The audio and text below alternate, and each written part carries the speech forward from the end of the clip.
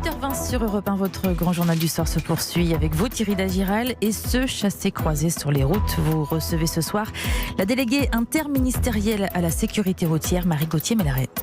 Bonsoir Marie Gauthier-Melleret. Bonsoir. C'est le plus gros chassé-croisé de l'été sur les routes, avec cette année encore plus de monde parce que les Français sont très majoritairement, on le sait, restés dans l'Hexagone. Vous leur dites quoi ce soir? Quel message?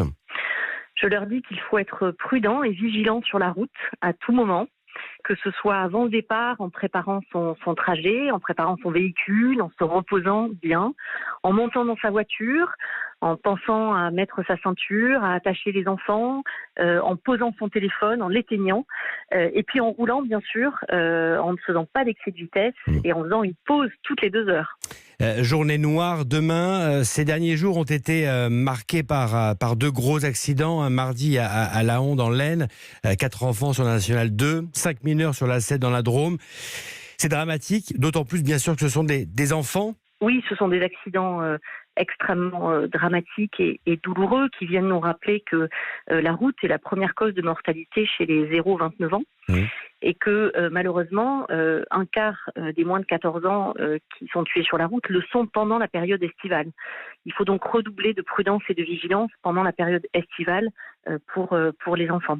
Et à quoi cela est dû selon vous? Est-ce que ce sont les vacances où on se relâche? Vous ressentez un relâchement encore plus fort après ce confinement, après ce que l'on vient de vivre? Il y a effectivement des indicateurs un peu objectifs qui montrent que les Français se relâchent sur la route après le confinement que nous avons connu au printemps. C'est le cas en particulier des grands excès de vitesse, c'est-à-dire les excès de vitesse de plus de 50 km/h par rapport à la vitesse maximale autorisée, qui ont beaucoup augmenté pendant la période du confinement, mais qui reste à un niveau très élevé. On a enregistré entre le mois de juin et la première quinzaine de juillet, si on compare cette période à la période identique en 2019, on a plus 14% de très grands excès de vitesse. Et comment expliquer justement, est-ce que les forces de l'ordre remarquent des comportements plus agressifs, plus inciviques, et pourquoi ?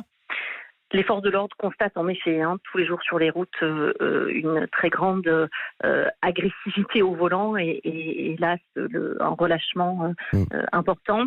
Les causes sont toujours un peu difficiles à évaluer. On peut penser qu'effectivement les Français qui ont connu beaucoup de contraintes liées au Covid, relâchent leur attention sur les autres contraintes, alors même qu'il faut se rappeler au contraire que ces contraintes-là, elles sont là pour sauver des vies. Justement, on le voit bien, certaines mesures de sécurité routière ont du mal à passer, à être acceptées.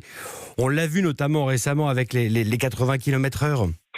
Les 80 km/h ont en effet rencontré une certaine résistance de la part de nos concitoyens.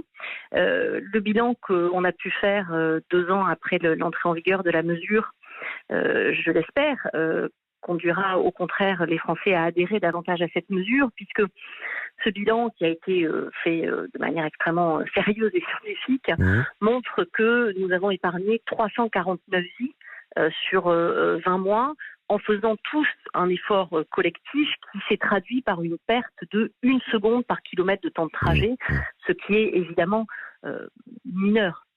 Marie Gauthier-Melleret, on peut aussi avoir le sentiment que ces mesures viennent à nouveau combattre, freiner nos libertés individuelles. C'est comme ça que c'est ressenti.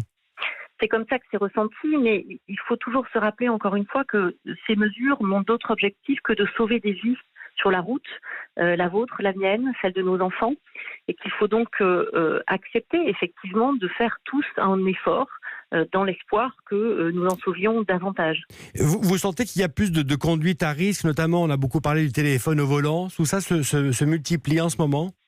Le téléphone au volant, c'est vraiment, si vous me pardonnez l'expression un peu familière, une plaie qui, hélas, est en forte augmentation. Il y a une quarantaine de pourcents de Français qui déclarent effectivement regarder ou téléphoner en conduisant. C'est ce qu'on appelle un distracteur, mais c'est évidemment un distracteur qui malheureusement peut être mortel.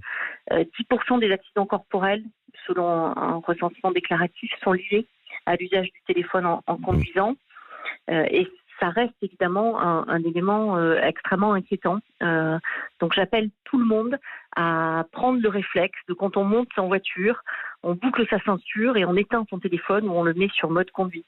Des parlementaires parlent aussi de l'état des routes et ils disent qu'il y aurait 25 000 ponts en mauvais état. Ça, c'est aussi un facteur d'accident ? Le travail sur les infrastructures routières doit évidemment se poursuivre toujours. Il y a toujours des améliorations à faire. Pour être tout à fait honnête, 9 accidents sur 10 sont néanmoins liés à une violation du code de la route. D'accord. Donc les infrastructures, c'est important, en particulier parce que ça permet de diminuer la gravité des accidents. Mais encore une fois, si nous faisons tous un effort pour respecter les règles du code de la route, ce sera sans doute plus efficace. Donc beaucoup de contrôles sur les routes ce week-end. Demain, on l'a dit, une journée noire, des radars mobiles, des policiers, des gendarmes. Combien de forces mobilisées ? Il n'y a pas de chiffre exact à avoir, d'autant que les forces de l'ordre ne font pas toute la journée des contrôles routiers, mais elles seront évidemment très mobilisées, ces forces de l'ordre, ce week-end pour assurer la sécurité de tous les usagers de la route. En ce week-end, évidemment, où le trafic sera extrêmement important, comme vous l'avez rappelé. Et pour vous, il faut bien sûr encore intensifier toujours les contrôles de police ?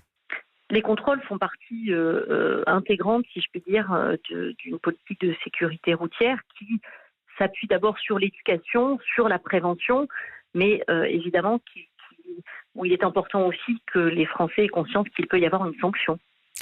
La nouvelle déléguée à la sécurité routière, Marie Gauthier-Melleret, ce soir sur Europe 1. Grand merci à vous, madame. Merci à vous. Europe 1.